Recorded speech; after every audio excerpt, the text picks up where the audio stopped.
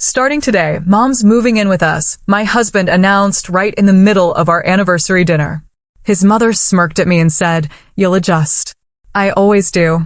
But her smile faded fast when I pulled out a document, set it on the table, and said, "Perfect timing, looks like it's a double celebration." Because I'm adjusting too. There are moments in life that shatter your world, moments where you realize the person you love most has utterly betrayed you. My name is Samantha Richards, and at 34, I never imagined my 5-year anniversary would end with me dropping a bombshell on my husband, Jackson. We were supposed to be celebrating our love story, but instead, I was staring at his mother Sylvia's smug face as he announced, "Double celebration today. Mom's moving in with us." The room went silent. Sylvia turned to me with that familiar, condescending smile and said, "You'll adjust, dear."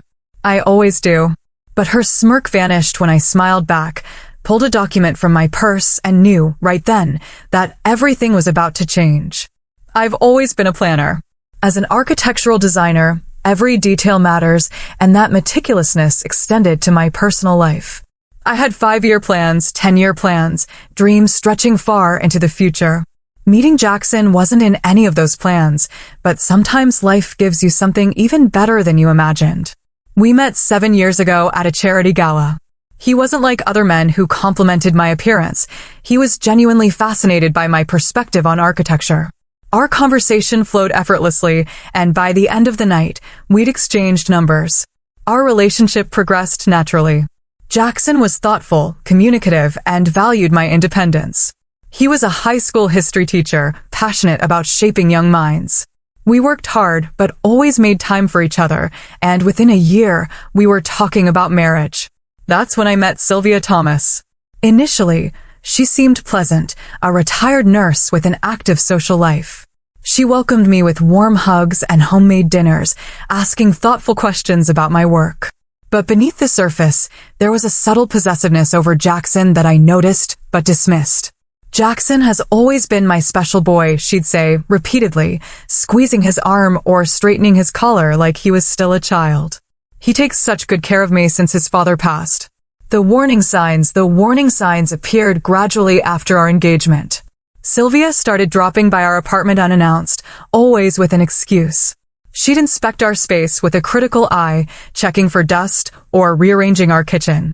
"Jackson likes his coffee mugs arranged by size," she'd say, reorganizing our cabinet. When I gently mentioned Jackson had never expressed such preferences, she'd smile tightly and say, "Well, dear, there are some things only a mother knows." After we married and bought our house, Sylvia's behavior intensified. She had opinions about our furniture, our garden, and especially my cooking. Nothing was ever quite right. Jackson would give me apologetic glances, but rarely stepped in. "That's just how Mom is," he'd say. "She means well." I tried to establish boundaries. I suggested specific days for family dinners instead of impromptu visits, and I asked Jackson to give me advance notice when his mother was coming over. He agreed, but often forgot or got guilt-tripped by Sylvia into changing plans. "She sounded lonely," he'd explain. What was I supposed to do? Despite these challenges, we built a good life. We both advanced in our careers, traveled, and talked about starting a family. Our 5th anniversary was approaching, and I wanted to make it special. I planned an intimate gathering at our home, catered by Jackson's favorite restaurant. I spent weeks coordinating every detail, wanting everything to be perfect. What Jackson didn't know was that I'd been working on another project simultaneously, one that I hoped would strengthen our marriage, but could also serve as my safety net if needed. The increasing tension with Sylvia and Jackson's reluctance to address it had planted seeds of concern.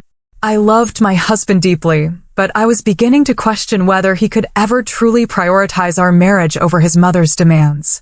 The day of our anniversary party arrived. The house looked beautiful, reflecting our journey together. As guests arrived, I felt a mixture of excitement and nervous anticipation. This night would mark a turning point, one way or another.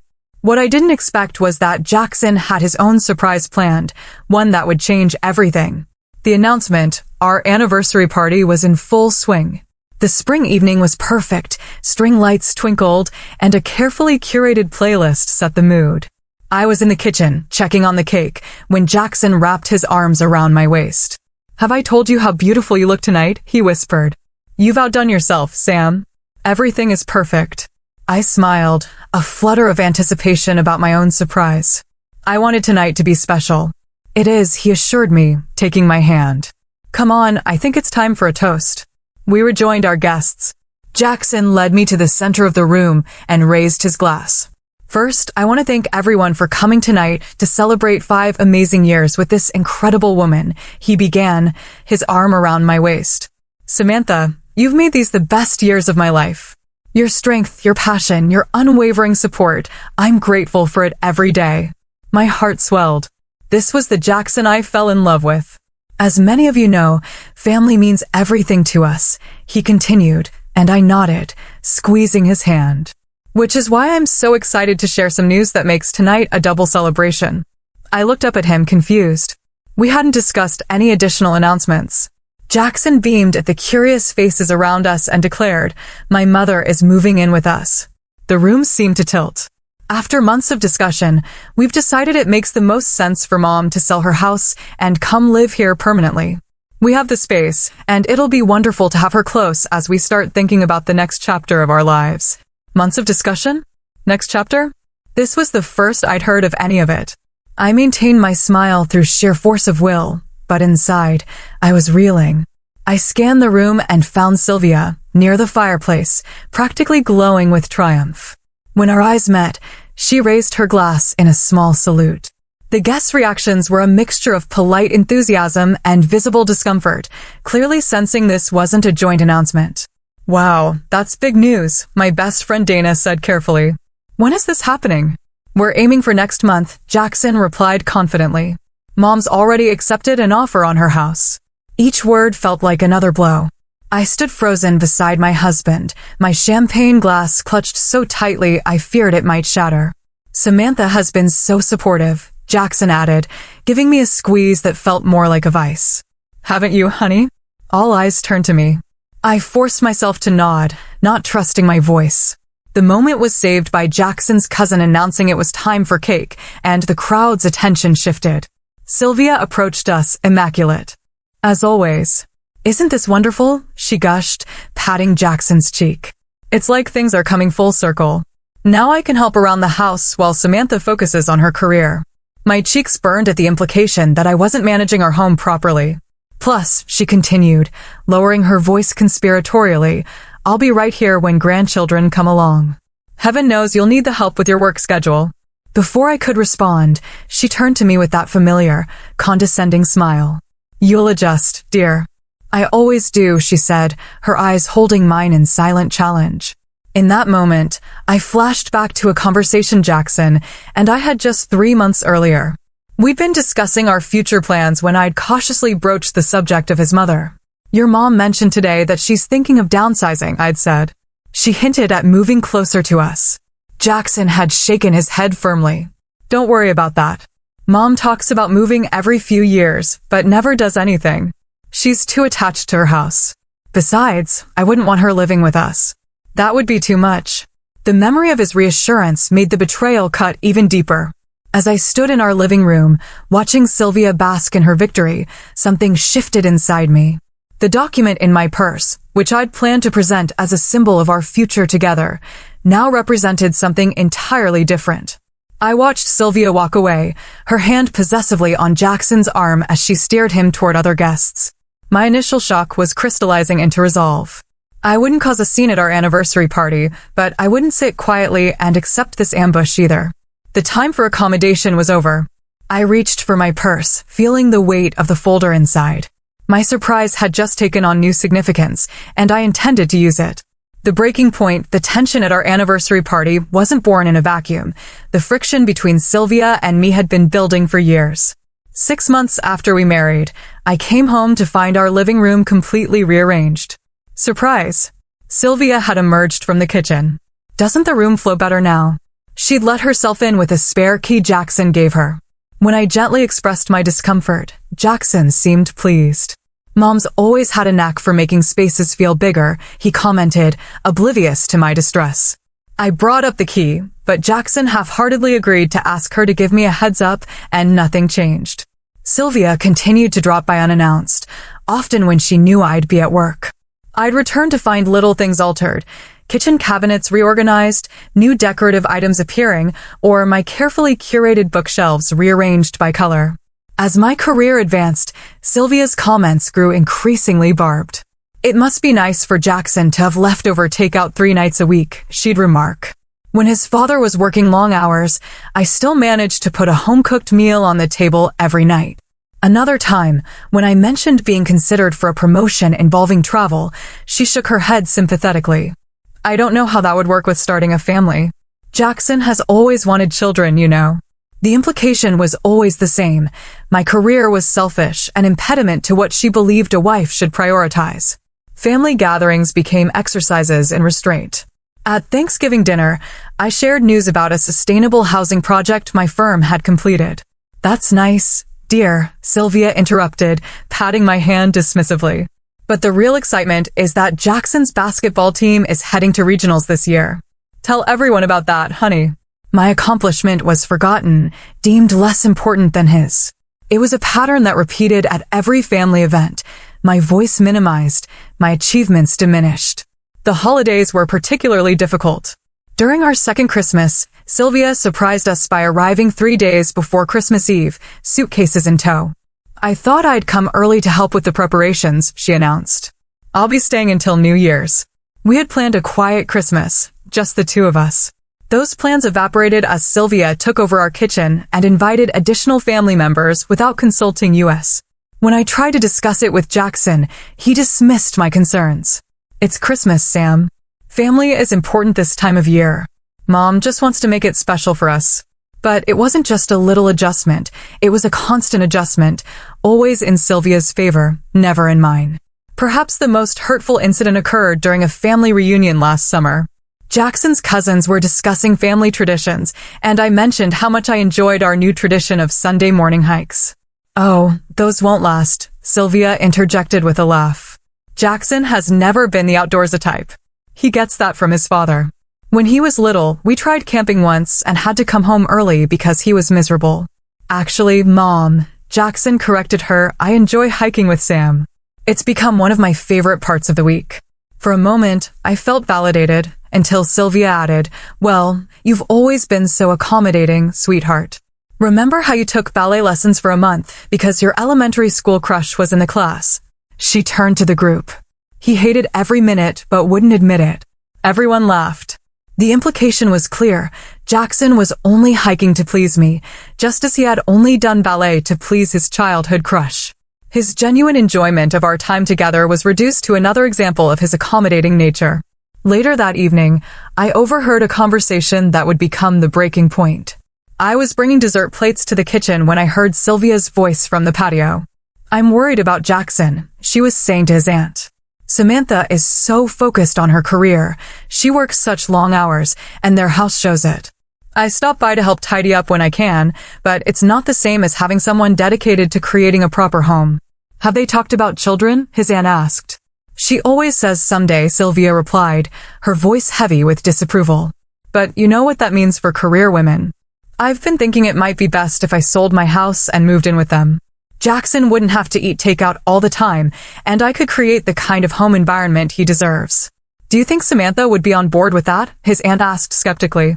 "Jackson can convince her," Sylvia said confidently. "He knows I only want what's best for them. Besides, with me there to handle the household, maybe Samantha would finally feel free to focus on starting a family." I stood frozen in the kitchen, dessert plates clutched to my chest, as the full weight of my mother-in-law's machinations became clear.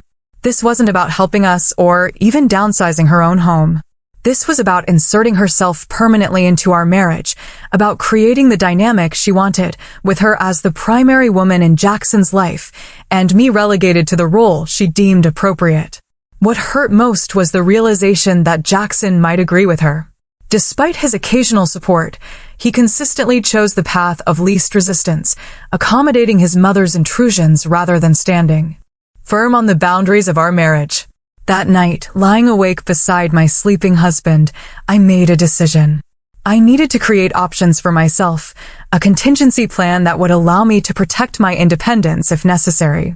I loved Jackson, but I couldn't continue to be erased in my own marriage. The next day, I began my secret project. The morning after overhearing Sylvia's plans, I called in sick to work for the first time in years. I needed space to think, to process, and to decide how to move forward. While Jackson left for school, I sat at our kitchen table with a legal pad, assessing my situation with the same methodical approach I applied to my architectural projects. The facts were clear. I loved my husband, but our marriage had developed a structural weakness. Jackson's inability to establish boundaries with his mother had created a three-person relationship where my needs and feelings were consistently devalued. The question was whether this flaw could be repaired, or if I needed to prepare for the possibility that it couldn't. I decided to pursue both paths simultaneously, work to strengthen my marriage while creating a safety net for myself if those efforts failed. The next day, I scheduled an appointment with a marriage counselor, intending to ask Jackson to join me. But before I could even broach the subject, he announced that his mother had scheduled a family dinner for that exact time to discuss some exciting news. I attended the dinner only to discover that Sylvia wanted to show us listings for houses near ours that she was considering. Jackson seemed enthusiastic, while I felt increasingly invisible. That weekend, while Jackson was at a basketball tournament, I began researching properties. I wasn't looking for anything extravagant, just a small place that could be mine alone if needed. After viewing several options, I found it. A modest cottage about 20 minutes from downtown, nestled on a quarter-acre lot with mature oak trees. The house itself needed work, but the bones were good, and I could immediately envision its potential. Using money I'd saved from my year-end bonuses, funds I'd originally intended for a future family vacation home, I made an offer. It was accepted the following week. I told no one, not even Dana, my closest friend. This wasn't about creating drama or threatening my marriage. It was about reclaiming my sense of agency. Over the next several months, I developed a careful routine. I told Jackson I was working late on a major project, which wasn't entirely untrue. I simply omitted that the project was personal rather than professional. 3 evenings a week, I would drive to the cottage and work alongside the contractors I'd hired, designing and implementing renovations that transformed the space. The process was therapeutic.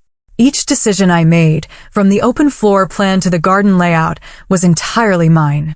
No one questioned my choices or suggested alternatives that would better suit someone else's preferences. As the cottage took shape, so did my confidence. I consulted with both a marriage counselor and a lawyer during this time, not because I was planning to leave Jackson, but because I needed to understand my options. The counselor suggested strategies for discussing boundaries with my husband, while the lawyer advised me on protecting my assets. Many women find themselves trapped in unhealthy situations because they didn't create an exit strategy, the lawyer told me. What you're doing isn't about giving up on your marriage. It's about ensuring you never have to choose between your self-respect and your security. Those words resonated deeply. I didn't want to leave Jackson. I wanted our marriage to thrive. But for that to happen, something fundamental needed to change in our dynamic. As our anniversary approached, I formalized the ownership of the cottage, placing it in my name only.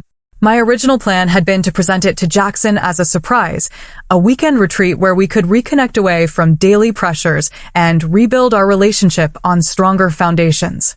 I would suggest that we use the space for regular marriage maintenance time, dedicated to nurturing our connection and addressing issues before they became problems. I even prepared a letter explaining my hopes for our future, acknowledging the challenges we'd faced and expressing my commitment to working through them together.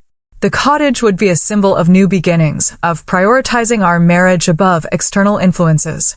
But as I put the final touches on both the cottage and my presentation, doubt crept in. Jackson had shown little interest in addressing the underlying issues in our marriage. When I'd made tentative attempts to discuss his mother's increasing presence in our lives, he brushed off my concerns or accused me of being oversensitive. Would a grand gesture really change such entrenched patterns? Still, I held on to hope. Our 5th anniversary seemed like the perfect opportunity for a reset, a moment to remember why we'd chosen each other and recommit to that choice. I carefully placed the cottage deed and keys in a decorative folder, along with the letter and photos of the renovated space. It would be my anniversary gift to Jackson and, potentially, to our marriage. The night before our anniversary party, I drove to the cottage one last time. I walked through the rooms, appreciating how the space reflected my vision. Every element represented a piece of myself. In the master bedroom, I stood before the full-length mirror and made a promise to my reflection. Whatever happened next, I would not lose myself again. I would not shrink to accommodate someone else's expectations. I loved Jackson, but I also loved the woman staring back at me, the woman who had created this sanctuary, this manifestation of her own worth.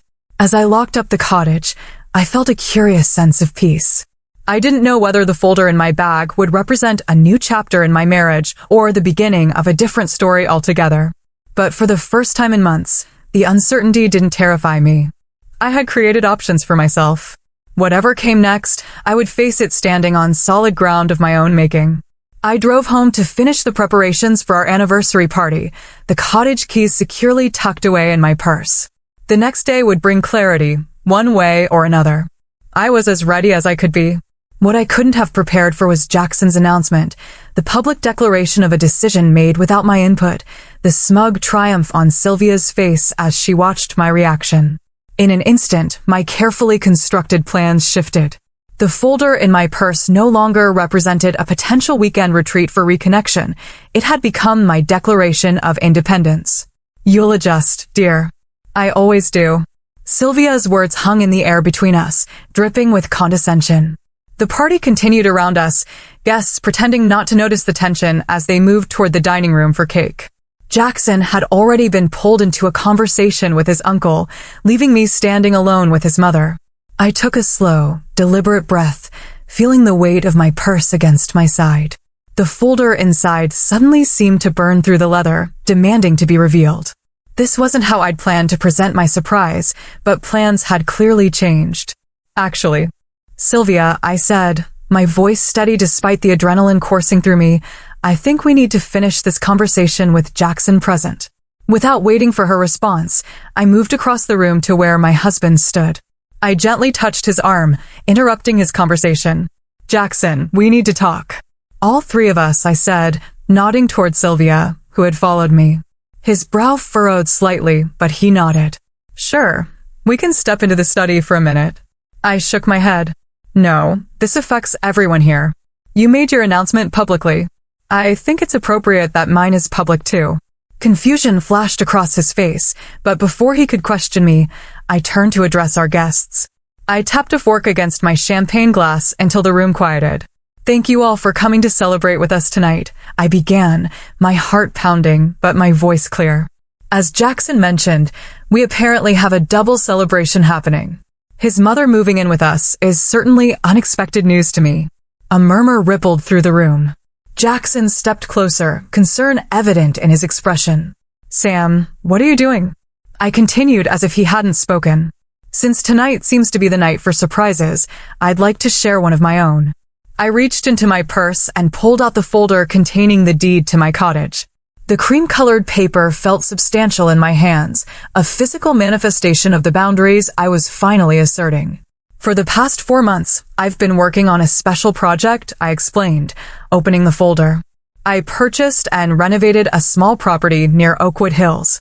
I removed the first photo and held it up, a charming exterior shot of the cottage with its freshly painted sage green door and window boxes filled with flowers. "It's a beautiful space, completely designed to my specifications. No compromises, no adjustments to accommodate anyone else's preferences. Just mine." Jackson stared at the photo, confusion evident on his face. "I don't understand. You bought a house without telling me." "Yes," I replied simply, "just as you arranged for your mother to move into our home without consulting me." His face flushed. "That's different. She's family." "So am I, Jackson," I said, or at least I thought I was. I turned back to our guests, who were watching with a mixture of discomfort and fascination. "In light of tonight's announcement, I'd like to make one of my own. Sylvia is indeed welcome to move in with Jackson, and I'll be moving to my new place." The silence that followed was absolute. Sylvia's face had transformed from smug superiority to shocked disbelief. Jackson looked as though I'd physically struck him. "You can't be serious," he finally managed. "I've never been more serious about anything in my life," I replied, extracting the deed from the folder. "This house is mine. Not ours. Mine. I paid for it with my own savings, and it's titled solely in my name." I handed him the document, watching as he scanned it, reality slowly sinking in. I don't understand, he repeated. Why would you do this? If you were unhappy, why didn't you say something? The question was so absurd that a small, incredulous laugh escaped me. I have been saying something, Jackson, for years. You just haven't been listening. Our guests began to drift toward the front door, murmuring awkward goodbyes. Within minutes, only close family remained.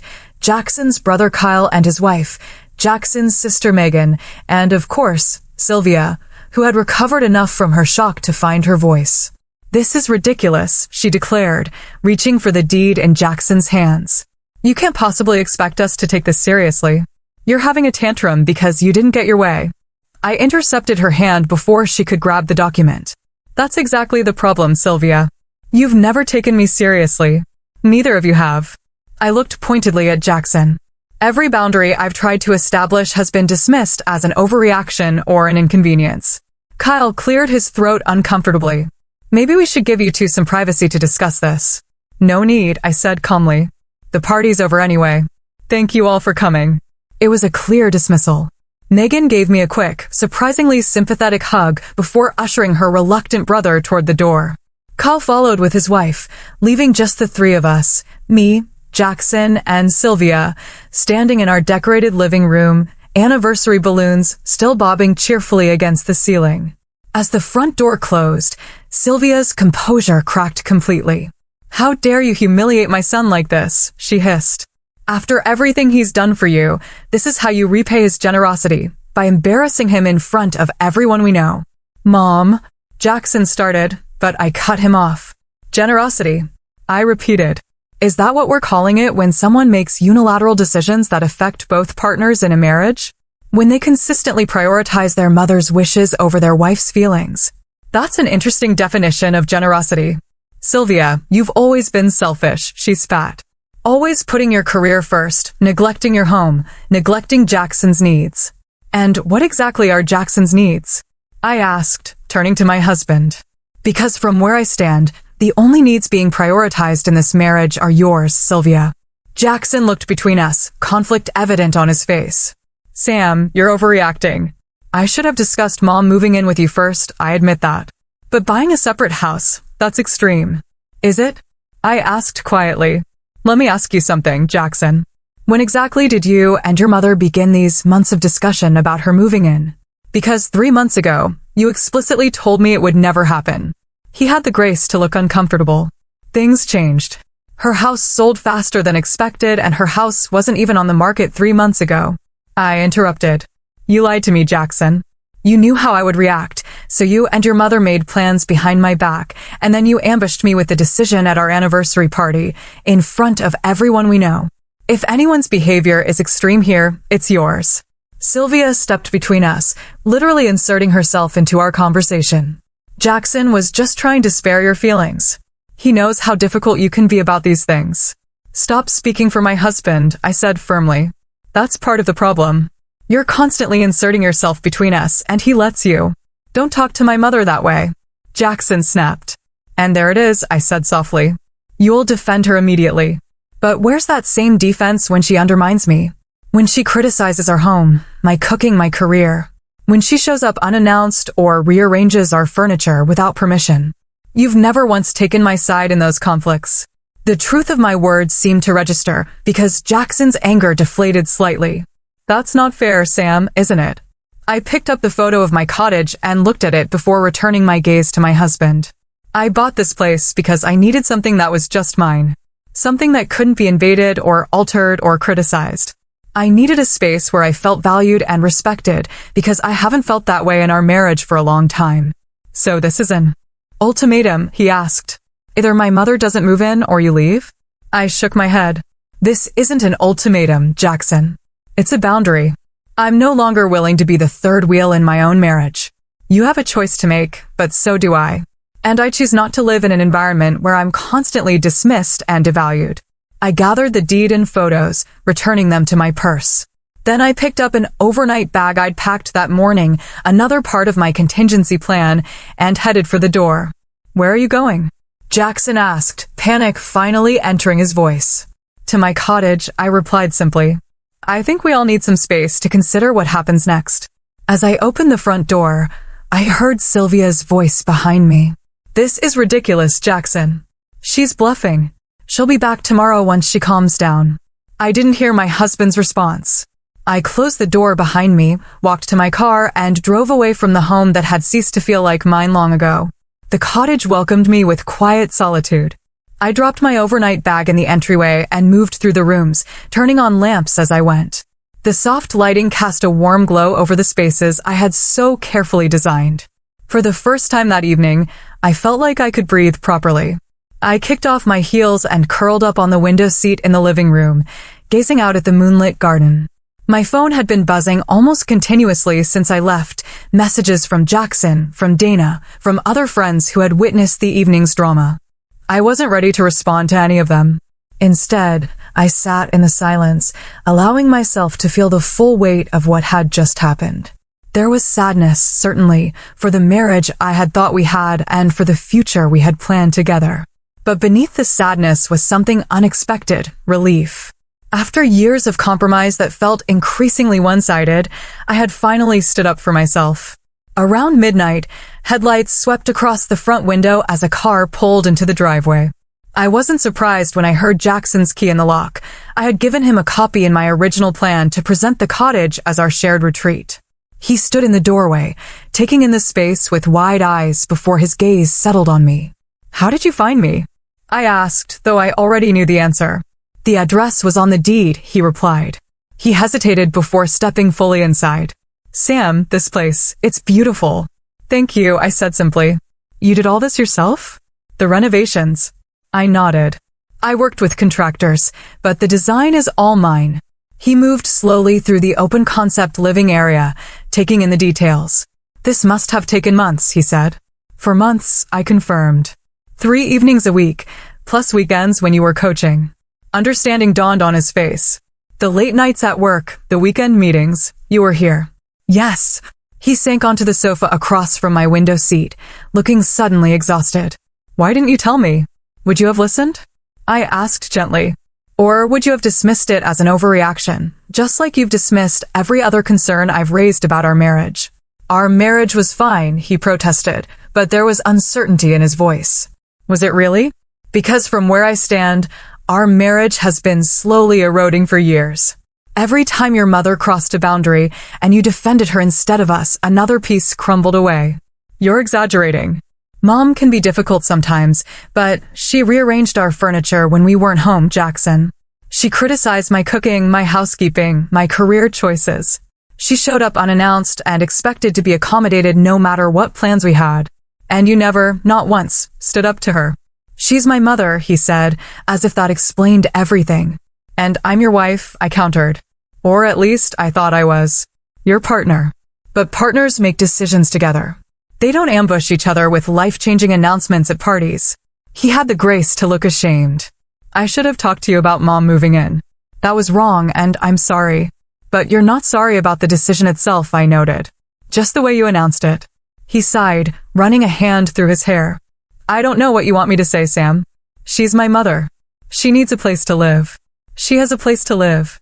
I pointed out. "She chose to sell it without consulting us, without consulting me, because she wanted to insert herself permanently into our marriage, and you enabled that choice. That's not fair. She's getting older. The house was too much for her to maintain. There are other options between too much house and moving in with us," I said. "A condo, a retirement community, an apartment near us, but not with us. Options we could have discussed together if either of you had bothered to include me in the conversation." Silence fell between us as Jackson absorbed my words. "Where's your mother now?" I asked finally. "At our house. She insisted on staying to help clean up after the party." I nodded, unsurprised. "And what did she say when you left to come here?" His expression told me everything I needed to know. "She thinks I'm being ridiculous," I guessed. "Having a tantrum." "She probably told you not to chase after me, that I'd come crawling back once I calmed down." "Something like that," he admitted. "And yet, here you are." I leaned forward, elbows on my knees. "Because despite what you seem to think, I do care about our marriage." "I love you, Sam. I know you do," I said softly. "But love isn't enough if there's no respect. And you haven't respected me as your partner for a long time." That's not true, he protested. Isn't it? You made a major life decision without consulting me. You lied to me about your intentions. You allowed your mother to criticize and undermine me repeatedly without ever standing up for me. How is any of that respectful? He was silent, unable to counter my points. I love you too, Jackson, I continued, but I can't continue in a marriage where I'm constantly the one expected to bend, to adjust, to accommodate. I need a partner who puts our relationship first.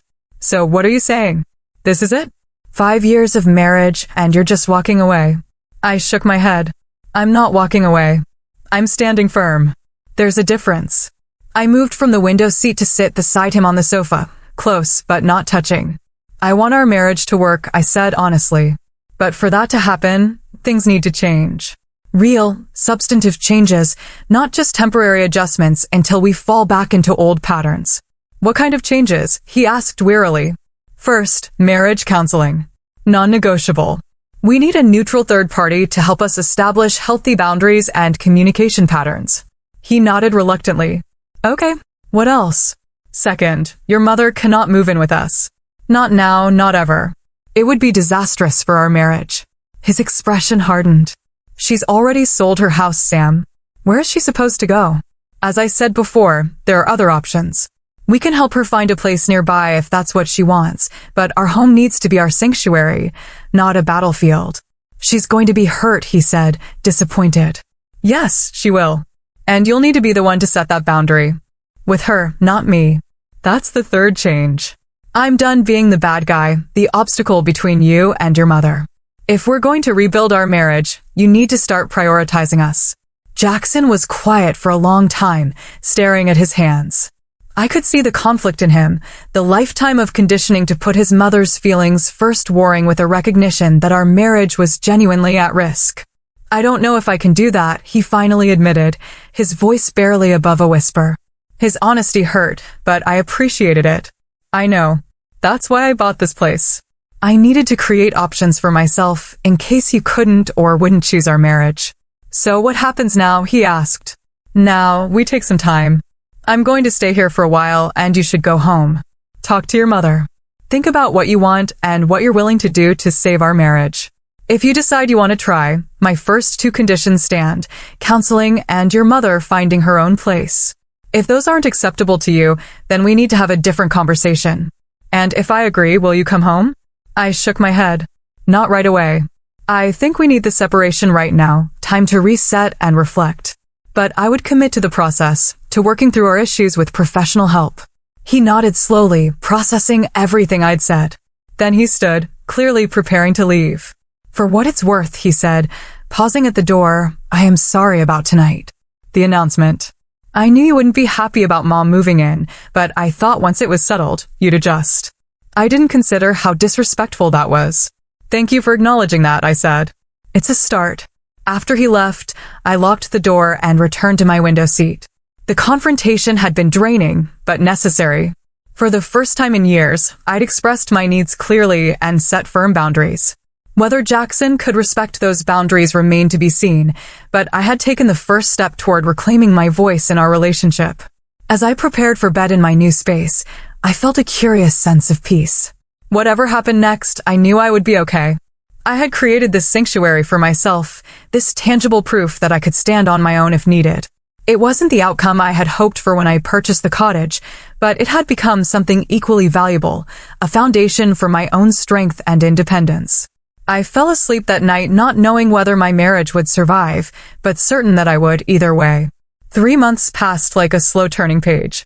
I settled into life at the cottage, finding comfort in the quiet routine I established. Mornings began with coffee on the back porch, evenings ended with books in the window seat. The solitude, once unimaginable, became a kind of healing. I threw myself into work, earning praise for a sustainable housing project.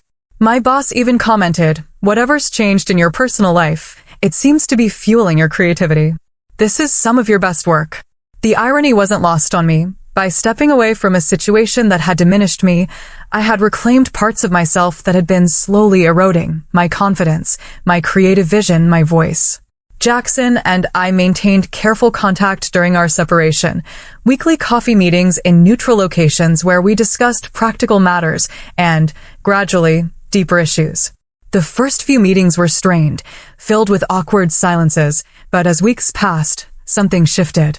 After my ultimatum that night, Jackson had returned home to find Sylvia rearranging our bedroom furniture to make space for her vanity.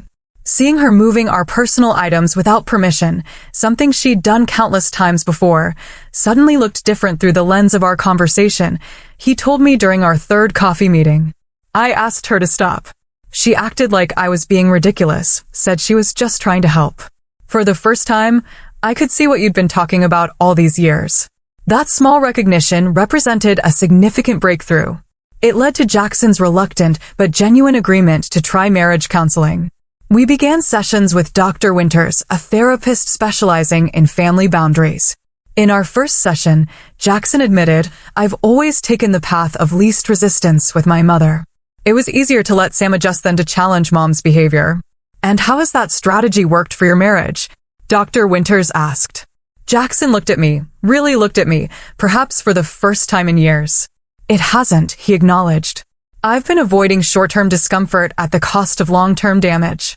Those counseling sessions became a sacred space, the only place where we could safely unpack years of accumulated resentments and misunderstandings. We learned to recognize destructive patterns, to communicate needs without accusation, to listen without defensiveness. Progress with Sylvia came more slowly. Her initial reaction to our separation was predictably dramatic: accusations, tears, health complaints that mysteriously intensified whenever Jackson mentioned boundaries. She refused to consider alternative living arrangements, insisting that moving in with us had been the plan all along. "She's using the same tactics that have always worked before," I pointed out during a counseling session.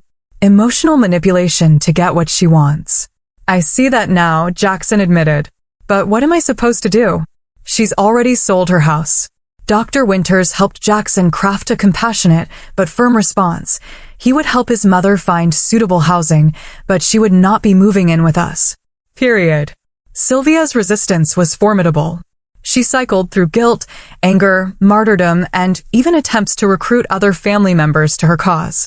Jackson wavered at times, the lifetime habit of accommodating his mother difficult to break.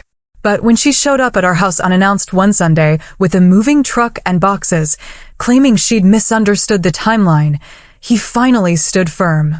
"This isn't happening, Mom," he told her. I found 3 excellent options for senior living communities.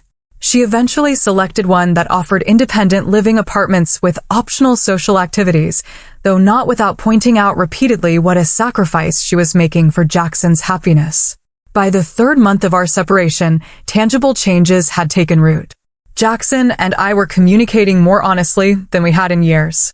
Sylvia had moved into her new apartment, still manipulative, but with less direct access to our daily lives. The cottage had served its purpose as a sanctuary during the storm, but I found myself increasingly ready to consider next steps. On the day of Sylvia's move to the senior community, Jackson came to the cottage.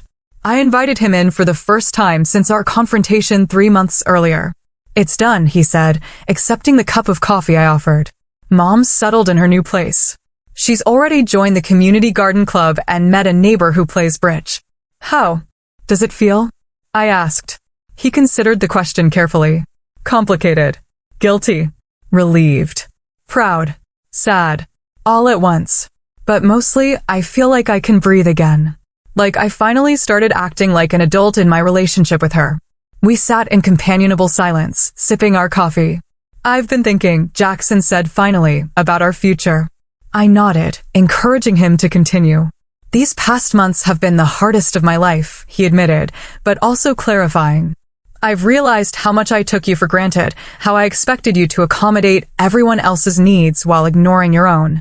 I don't want to be that husband anymore." "I've done a lot of thinking too," I said, "about what I need from our marriage and what I'm willing to give. About whether we can rebuild what's been broken." "And what have you concluded?" he asked, vulnerability evident in his expression. "That I miss you," I said simply. "Not the dynamic we had before. That wasn't healthy for either of us. But I miss my partner, the man I fell in love with." I think he's finding his way back. Jackson reached across the table and took my hand. I'd like to come home, he said softly, if you're ready. I squeezed his hand, but didn't immediately agree. I think we need to be careful about next steps. We've made progress, but these patterns were years in the making. They won't be resolved in 3 months. What do you suggest? A gradual transition. We continue counseling. You stay over here sometimes, I stay at the house sometimes. We date each other again. Rebuild trust before we fully reunite. He nodded, understanding the wisdom in taking things slowly. And the cottage? I looked around at the space I'd created, the sanctuary that had sheltered me during one of the most difficult periods of my life. I'm keeping it, I said firmly. Not as an escape hatch, but as a reminder of my independence. Maybe someday it becomes a rental property or a weekend retreat for both of us, but for now, it remains mine. To his credit, Jackson didn't argue. That seems fair. You've created something beautiful here, something that's entirely yours. I wouldn't want you to give that up. We spent that afternoon really talking, about our hopes for the future, the lessons we'd learned during our separation, the boundaries we needed to maintain going forward.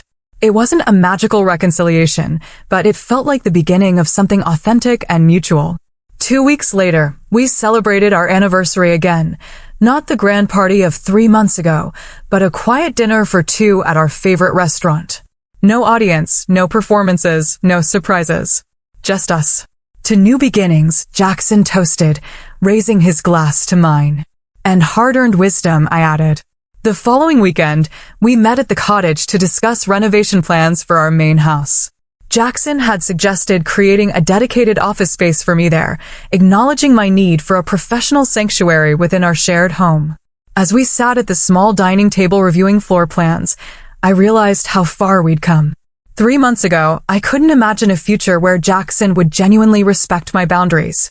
Now, we were collaboratively designing spaces that honored both our needs. What do you think about converting the guest room? He asked, sketching a potential layout. It has the best natural light, and we rarely have overnight guests anyway. What about your mother? I asked, the question a test of sorts. Mom has her own place now, he replied without hesitation. If she visits, she can stay in a hotel, like any other out-of-town guest. Our home is for us. I smiled, hearing the clarity in his voice. We still had work to do, boundaries to reinforce, patterns to rewire. But in that moment, I felt something I hadn't experienced in years, hope. Not the desperate hope that things might someday change, but the grounded hope that comes from witnessing change already in progress. Our marriage had been broken, then deliberately, painstakingly rebuilt on a stronger foundation. The cracks would always be visible if you looked closely enough, reminders of what we'd almost lost. But the structure itself was sounder than before. As we continued discussing renovation plans, I reflected on the journey that had brought us here. Standing up for myself had been terrifying, but necessary. Creating options had given me the strength to set boundaries, and those boundaries, painful as they were to establish, had ultimately saved our marriage rather than ending it. It wasn't a fairy tale ending, those don't exist in real life, but it was something better. An authentic relationship between 2 imperfect people committed to growing together rather than apart. Had you ever had to set difficult boundaries in your relationships? What gave you the courage to finally stand up for yourself? I'd love to hear your stories in the comments below. If this resonated with you, please hit the like button and subscribe to hear more real-life experiences. Sharing these stories helps us all remember that we're not alone in our struggles. Thank you for listening to mine, and remember, sometimes the bravest thing you can do in a relationship is simply to say, "This isn't working for me anymore."